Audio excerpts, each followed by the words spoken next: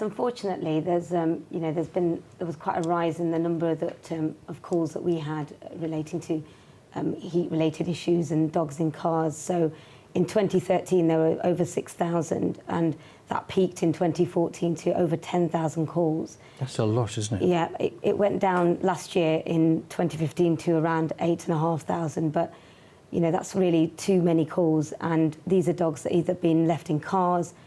People will go to work, leave dogs in conservatories at home, and they struggle, and unfortunately they die. I was going to say, it's not always going to be a happy ending, is it, this story? No, and there's a bit of a myth that you can leave the dog in the car, leave a bowl of water, maybe leave the window open, but I think that's just not going to help. Cars are like ovens, and if you leave your dog in a car, it's even on a day where the temperature's only 22. The car will warm up and heat up extremely quickly.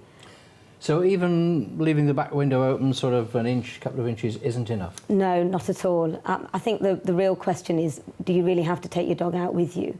And really think about, what the weather's doing. We're obsessed with the weather in this country, and I think, you know what the weather's going to be like. You look out the window when you get dressed in the morning. So just really think about, do I need to take the dog with me?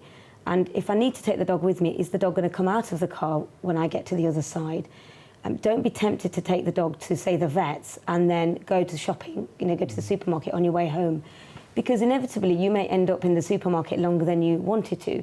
We've all done it. You're buying stuff and you buy more than you need to. The queues could be long.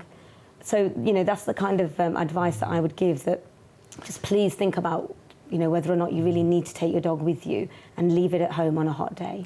Because I presume quite often when somebody calls for help, the police probably get there before you, don't they? Because you're more likely to be further afield. That's extremely true. And there aren't as many RSPCA inspectors, unfortunately, as there are police officers. And the police are overwhelmed with calls about other things too. However, we don't have blue flashing lights and we can't always get there very quickly. We cover a very large area. I'm one of 9 inspectors that cover the whole of the West Midlands, and it's a very large area. I could be an hour away from a call about a dog in a car. So our advice is always to please contact the police. If there is a dog in distress, it may well only have minutes, so contact the police, and they may well be busy, but if they can't attend, there are things that you can do, really monitor that dog.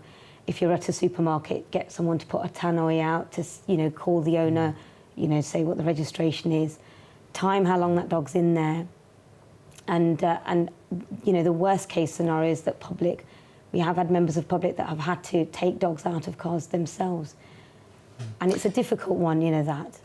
What do people say to you if you end up talking to the person, they've come back to their car?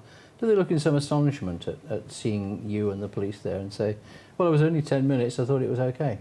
I think, unfortunately, in 16 years that I've done this job, there's never been an owner that's not been unhappy. They're argumentative, and they are shocked that, I'm accusing them of allowing their dog to, potentially suffer.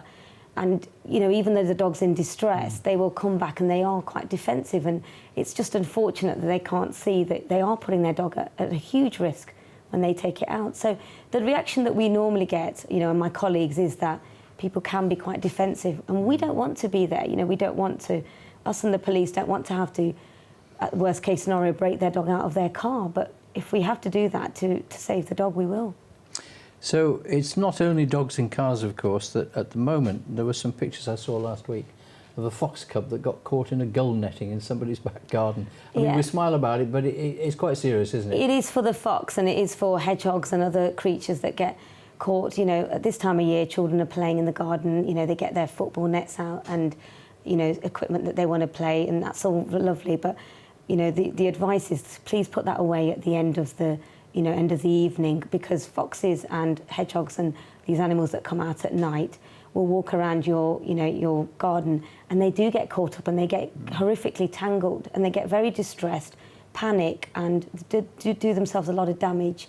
So, it's the same with any other litter. People might go to the park and they're drinking, they might take cans with them, and the rings that you have on, cans, we see them caught up in so many animals, especially hedgehogs. So, the advice is, please make sure that you pick up your litter, because it is very hazardous to the wildlife. If a fox gets caught in the gull net, is it because they've sort of put a paw through, or they've stuck their head in?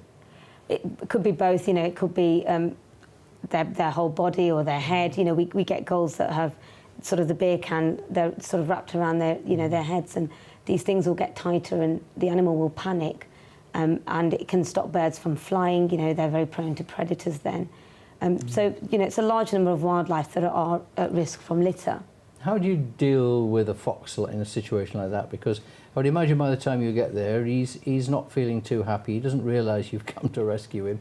No, they panic. You know, I had 2 fox cubs in netting last year, and both of them had obviously tried to follow their mother and had got very, very stuck in this netting. And, you know, it was quite lucky that they hadn't done themselves too much damage, but sometimes it can be fatal to them.